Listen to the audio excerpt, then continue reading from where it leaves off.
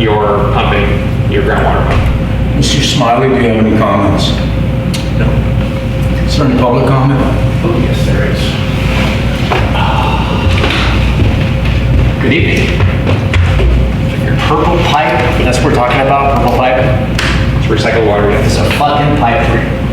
Fort Hunter had spent millions of dollars on purple pipe. We built buildings with purple pipe infrastructure that never got hooked up. We couldn't make it work. Purple pipe is, we're not ready for it. If you're building a new city and you're laying all the pipe, sure, put in purple pipe. But if you're in a developed area and you're trying to put in infrastructure with purple pipe, it's gonna cost you a frickin' fortune. Yep. Okay, they're not gonna pay for that water. Why are we providing the park with water? Why would we provide the school with water? They have a well, okay? Irrigation in town, that's a couple of gallons, not too much. So we're gonna percolate it into the riverbed. We're not running out of water anytime soon. We'll all be dead when they're having a water problem in San Miguel. Maybe, even if the planet is still here. Purple pipe is a purple pipe dream. I don't know who's pushing it, but there's a crap load of money out there, and people are trying to make it work. And all it does, who's gonna pay for the infrastructure once the grants, once it's all in, who's gonna pay to repair it? Board? Okay, you can't answer because it's public comment. But who's gonna pay to repair this purple pipe and maintain it? Plus, we're gonna have to dig around it every time we put in a pipe. We're gonna have to look out for purple pipe, and it's gonna have to get repaired. So, I would say, stay away from purple pipe.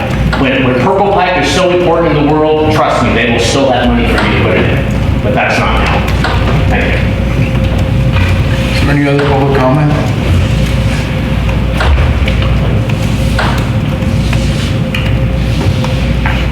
I kind of feel like it's the same as running a purple line out to the vineyard that thank God we didn't do. I just can't imagine the cost of running it anywhere to make it feasible. It's my opinion, but I don't share the same opinion as Mr. Campbell. I think that what we need to do now is prepare for the future. You can't wait till you have a problem to fix your problem, especially when you're running a community. My professional opinion is if we can secure a grant to pay for the planning, maybe the planning says, you know what, this doesn't work. And that's the end of it. You didn't pay anything out of pocket for it. We pay You didn't wait till you had an emergency. wouldn't we pay in $14,000 to be told that? Well, if we get the grant, then we wouldn't be paying anything. We'd be paid back for our initial Right. investment, $14,000. But if we don't get the grant, it costs us 15 grand, 14 grand. Yeah. Public comment on his comments? Go ahead. Okay. Sure, I'm all about planning for the future. Sure, great. Isn't the staff complaining that they are overworked now? They have too many things on their plate to do? This does not sound like a priority. We have lots of things that are a priority in San Miguel that they could be working on. Purple pipe is not one of them. It's just another contract that will have to be put out. Somebody will have to administer it. Somebody will have to have a little oversight on it. If they're overstaffed now, what kind of oversight is he going to get? It'll just be money spent. And if you're spending $14,000 to apply with the hope of getting the grant, that could be $14,000 you might not see again. Okay? I'm all about planning for the future, but that is not a good planning point for the future for this community, in my opinion. Thank you for your comment. I stand by my previous comment. If we don't plan for the future now, we're basically just asking for a problem. I understand. No, I understand both your points of view. I don't know if it's feasible to, even if we got the money, what you'd end up doing with the water is just. Or we're making the water anyways, correct? Is that correct? I recall. We would be making the water anyway. So, I mean, I do see both sides of it, but I mean, if we have the plant creating, or essentially making, it's going to be excess water from the wastewater plant. What would normally happen to that water, Kelly? So it would be percolated into the ground at the treatment plant, and we would be donating that to Monterey County. And that would be going to Monterey County? where it percolates into the ground at the treatment, or it percolates into the river underflow at the treatment plant. And Yeah. that goes into Monterey County, This will go back into the groundwater? not right there, Why not? because that's not a feasible location for it to percolate. That's why I mentioned that the last study we did in 2018 showed that down by Estrella River is where it would percolate the best. Oh, I see where you're going. And in order for us to reap any benefit from it, it has to be upstream from us. So it would have to be south of us I get in it. order for us to reach any sort of benefit at our wells. And I understand we may not be in a dire situation right now, but if we don't plan for the future, like I said, then you're fixing a problem when you have the problem, which is already too late. And it's, the amount of the grant is how much? The amount we could be awarded is $300,000. That's what I thought, that's what I wrote down. Okay. All right. Is there a motion? I'll motion to approve it. I second. I have a motion on the table to approve Resolution 2025-34 by Director Beatty, second by Director Smiley. We'll have a roll call vote. Director Smiley? Yes. Director Davis? No. Director Beatty? Yes. Director Green? Yes. Passes 3-1, 1 absent.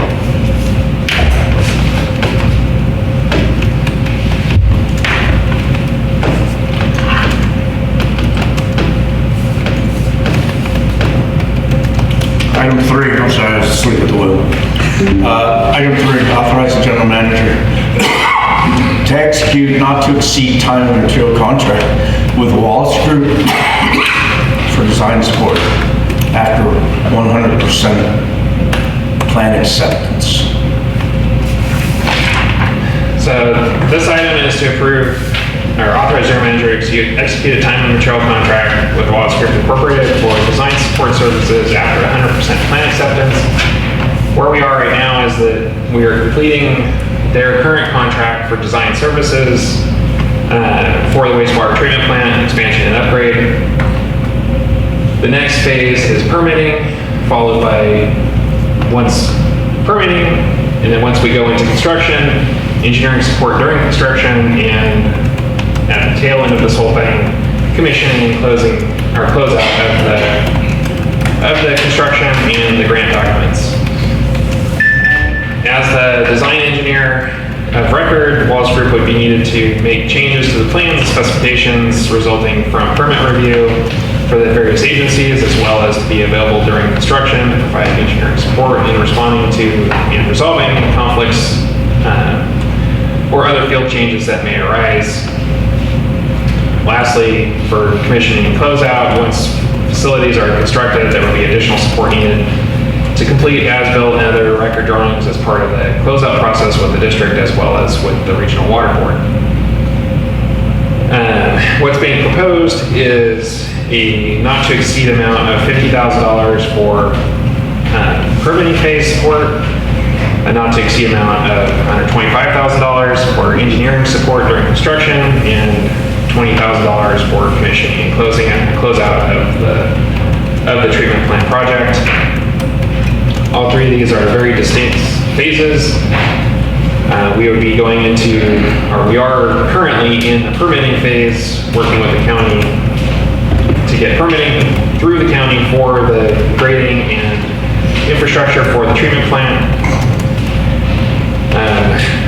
We would have some lag time between permitting and construction to get to the point where we're needing their services for engineering support during construction, which would last roughly a year to 2 years. And then commissioning and closing out would be a minor effort at the end of it, which would be again in about 2 years, 2.5 years, which would be roughly $20,000. These are all not to exceed amounts.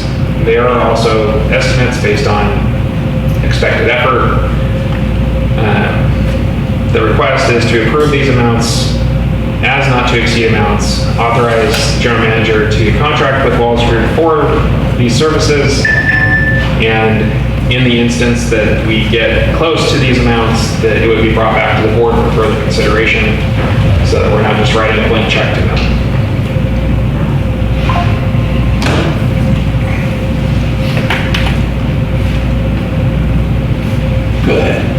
Yeah, I got a question.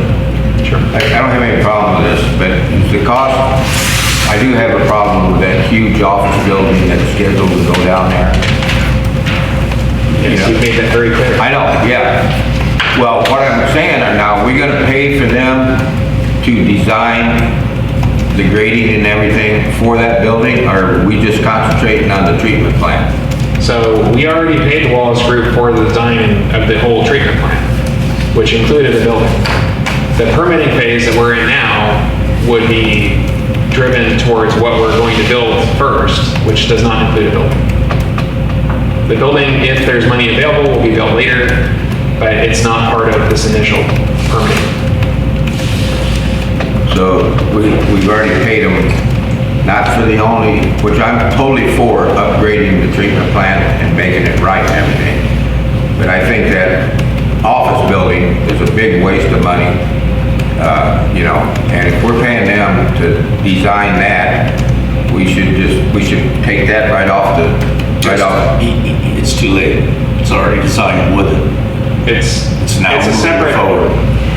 it's already designed, but it's a separate piece, so we're not moving forward with the building.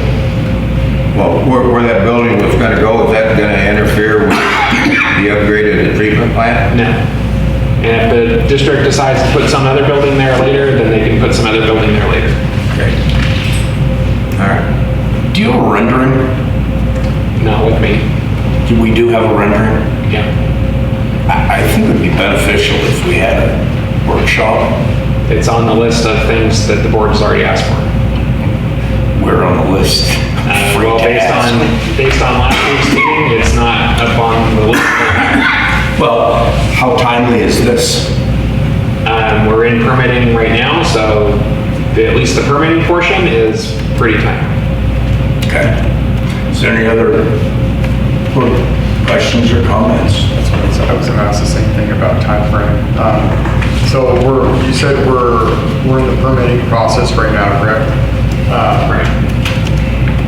As far as, I mean, what's the timeframe of them being able to complete the permitting? Do you know? So they're supporting permitting. So based on the conversation we had today with the county, they're expecting the initial review to take 60 days from when we apply. And I'm guessing probably another 60 days after that. So we're talking maybe 4 months, which puts us really at the end of the year, beginning of next year. Which, based on what we know right now from the state for funding, puts us right about the same time that we could start or go out for a construction bid or bids for the construction of it. But it could go faster than we think. The county is only really reviewing grading and the electrical because we're not building buildings right now. So it could go faster than that, and their level of effort could be much, much less. Any other comments or questions from the board? Is that out? Is there a public comment? Back to the board. Motion?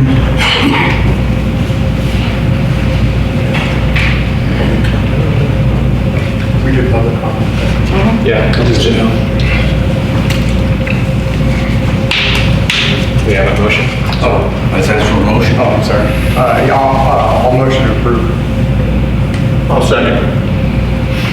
I have a motion on the floor by Director Beatty to approve Resolution 2025-39, second by Director Smiley. We'll have a roll call vote. Director Davis? Yes. Director Smiley? Yes. Director Beatty? Yes. Director Green? Yes. Passes 4-0 with one absent.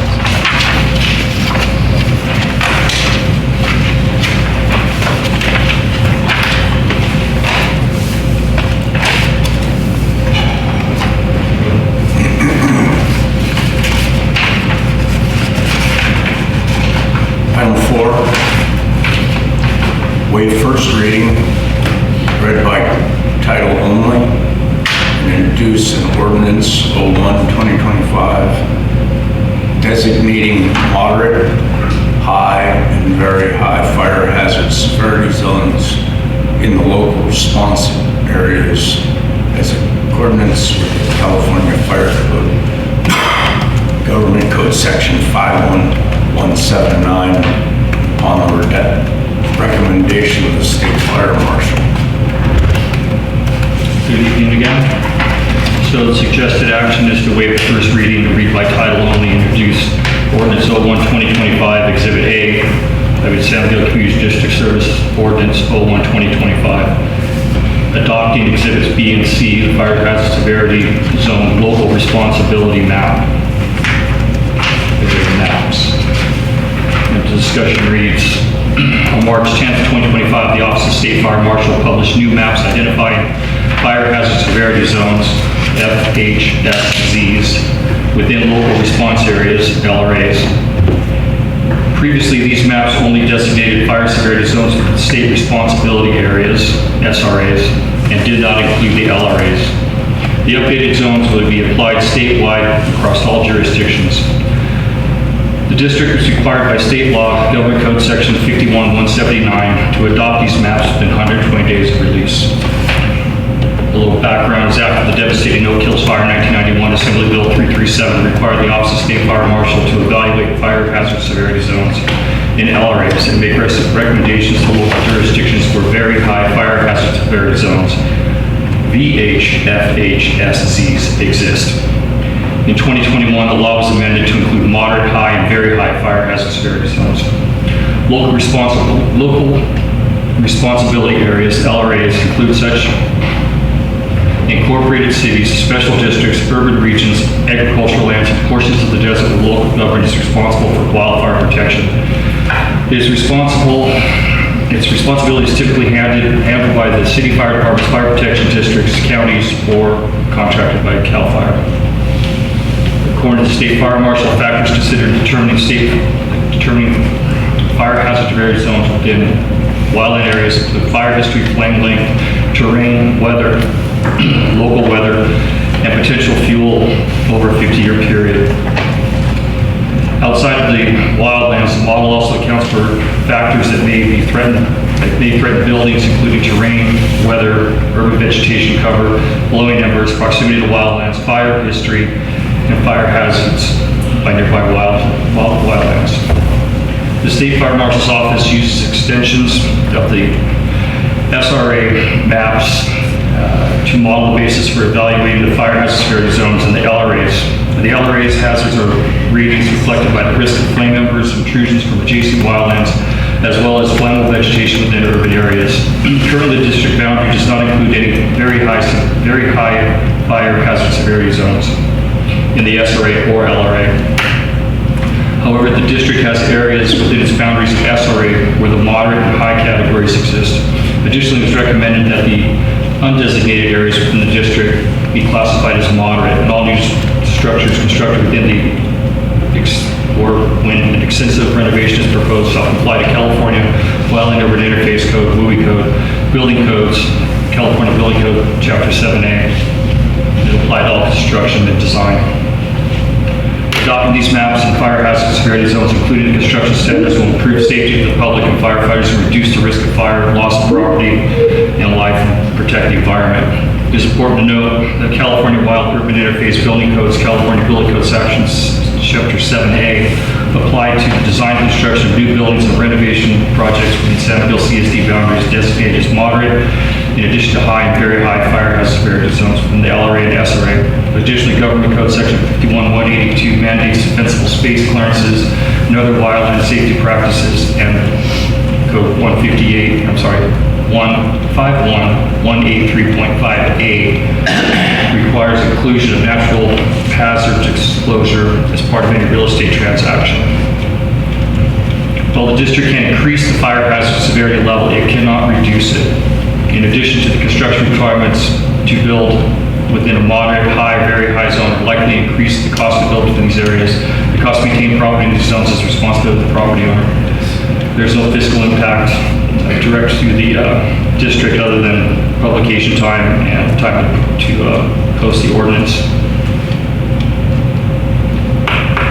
And there are unknown direct costs to property owners who build in moderate, high, or high fire hazard areas and that have to maintain their property's vegetation.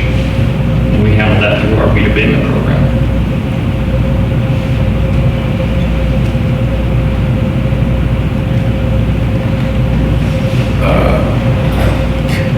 Questions or comments?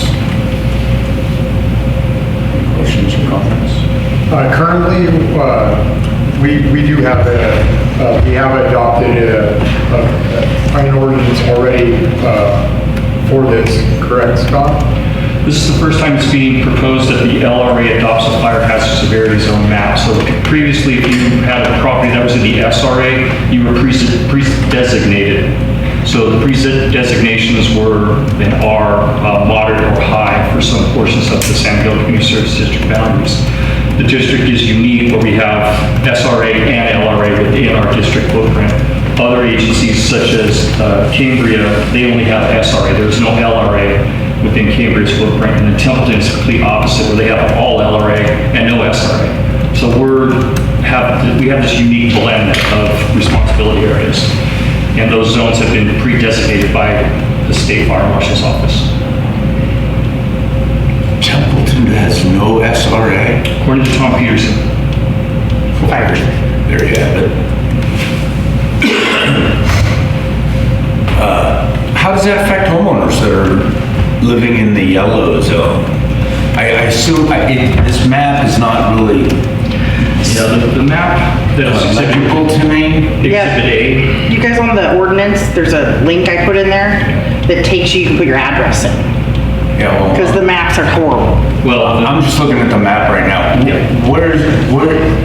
What is the gray area? Is the river going through the gray area? no. So the LRA and SRA is hard to determine on these maps. You really have to go to Exhibit B and do the drill down because that's the map that we're really approving. This is a snapshot of the best we could get from the 30,000 foot elevation of the San Miguel Community Service District. So the yellow area is currently moderate as determined by the State Fire Marshal's Office. And it is the east side of Rio Vista, all the way down into Jazzytown. It encompasses two properties in Jazzytown, the one on the corner and the one right behind it, and then migrates down that Rio Vista circle, all the way back down the Salinas River, up to the sewer plant. So the homes on the east side of Rio Vista are in SRA. The homes on the west side of Rio Vista are in LRA. Everything in the terrace is all SRA. The wastewater treatment plant is also in SRA. And then there's a portion of Mission Gardens that is in SRA. And then there's a portion of Mission Gardens that is in SRA high fire hazard severity. So the key is to look at the larger map that gives you the ability to put in your address and you can see exactly where you land in that footprint. Exhibit A is for conversation only because it's really hard. We tried everything we could to get an actual map of San Miguel. This is the best drill down we can get.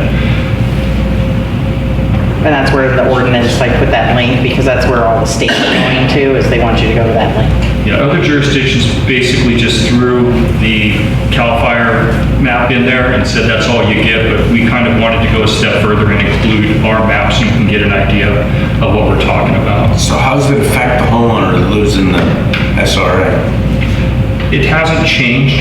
You've always been in the SRA. The SRA boundaries have been established, I would assume, as long as the district has been a district. So that hasn't changed. We have no ability to change that footprint at this point in time. The only change would be to have the properties that are undesignated be moderate, because that's basically the lowest that they're going to get, and just keep it consistent. Well, it looks like the yellow is moderate. Yellow is moderate, and then the orange is high. So, but the gray area is undesignated, so we have to come up with a designation, and moderate would be the designation. We could make it more severe, but there's no reason to do that, because that would impact homeowners. Yes, there's no reason to do that. Moderate is where we need to be. They don't have any wildland. No, but we do have high-density housing, and we have that wildland-urban interface construction model that, we do have homes that are built 6 feet apart. They need to be hardened homes. So those standards need to be adhered to, and there's a lot to it. There's actually a whole new wildland-urban interface code that's going to be brought forward. That is a separate code section from 7A and Chapter 49 and the California Fire Code. So, isn't that some sort of a contradiction then? What's that? To build houses 6 feet apart and then put them in a moderate fire zone. That's the county's land ordinance. We don't have that planning authority. All we can do is harden the structures and make them as defendable as possible. It's just a question. Is there any other board comments or questions? Any public comment? No? Back to the board. I just got one question for clarification now. The gray and is this the actual footprint of the district? No, the district footprint is not represented in this map, but some of the boundaries are, but no, that is not. There would be another overlay that is not part of this map, and the SRA is pretty much blurred out. They don't give you a whole lot of detail, but you can plug in the addresses on the major map and figure out where you're at. Okay. Okay, so this is the first reading, there's no action to be taken. Is that correct? Yes. We'll post it and then it'll be up for approval next meeting. Next meeting will be a public hearing. Item 5, approval of 3-year memorandum of understanding between the SEIU Local 620 confidential and non-confidential units in the San Miguel Community Services District for a period of July 1st, 2025 through June 30th, 2028 by resolution 2025-37. Yes, this item is to review and approve resolution 2025-37, approving an MOU between SEIU, Local 620, and the San Miguel Community Service District. The current memorandum of understanding was previously with the San Miguel Employees Association. They have since become part of SEIU Local 620. The district and SEIU have negotiated multiple times, or met multiple times to negotiate a new contract. The existing contract expired June 30th, 2025.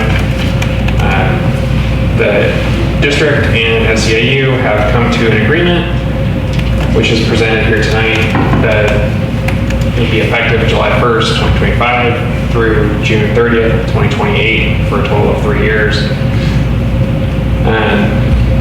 Essentially, the terms of the agreement would be for 3 years.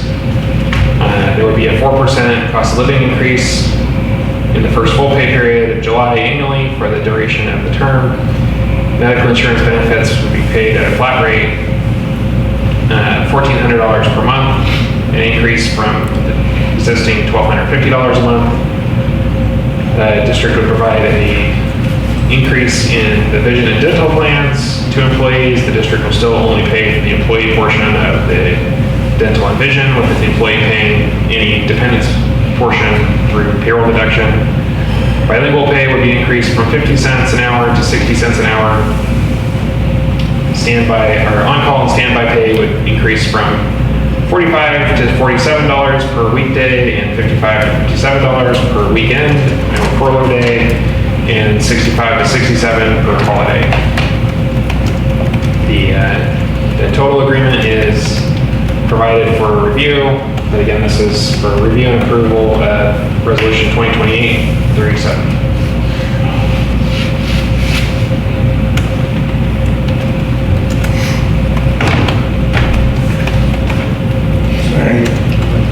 No comment? No, this is everything we went over already. Yes.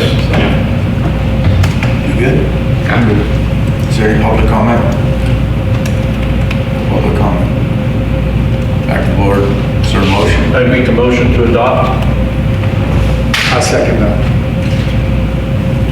Have a motion on the floor to approve Resolution 2025-37 by Director Smiley, second by Director Beatty. We'll have a roll call vote. Director Davis? Yes. Director Beatty? Yes. Director Smiley? Yes. Director Green? Yes. Passes 4-0 with one absent. Mr. White, could you please present yourself? Can you see me? Yes, I can see you. I'd like you to take the meeting for this next item, please. Yes, no problem. Thank you. Is everybody ready for me to proceed? I'm sorry, what was that? I just asked if everybody was ready for me to proceed. Yes. Okay, perfect. So what we have before you is the new agreement or contract with Fire Chief Scott Young. Kind of the highlights of this agreement is it has a 3-year term. It has the opportunity for the board to also extend it twice, each for 1-year terms, so it could go for a total of 5. It has a base salary of $107,784.68 to start, and Scott will be eligible for annual CIP increases with satisfactory performance. In his contract, because of some of the after-hour demands, he is eligible, based on the department's flat rate schedule, to receive after-hour compensation if that is necessitated. And his contract has a reopener if operational reserves for the district fall below 15%. With that, he can be only terminated for cause or without cause with a 3/5 vote, but if it's without cause, he would be eligible for 4 months severance. So with that, I'd be happy to answer any questions anyone has regarding the contract or any other detail you'd like. I have none. We went over this before. And so what we would be looking for is any board comments, and then we would open it up to the public. Director Beatty? So no board comment. Is there any public comment on the fire chief's report? There's no public comment? Yeah. So seeing none, there'd be any kind of discussion you'd have, but we'd be looking for a motion. And this contract and the one that follows will require at least 3 affirmative votes to pass. I'm waiting for John to come back. John has to recuse himself for this. Okay. Yeah, and I make a motion to adopt. I second that. I have a motion on the floor to approve Resolution 2025-38 by Director Smiley, second by Director Beatty. We'll have a roll call vote. Director Smiley? Yes. Director Davis? No. Director Beatty? Yes. so given the fact that we weren't able to achieve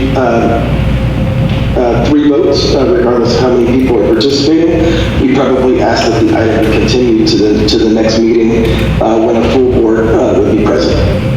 We have a motion to continue it to the next meeting. Yeah.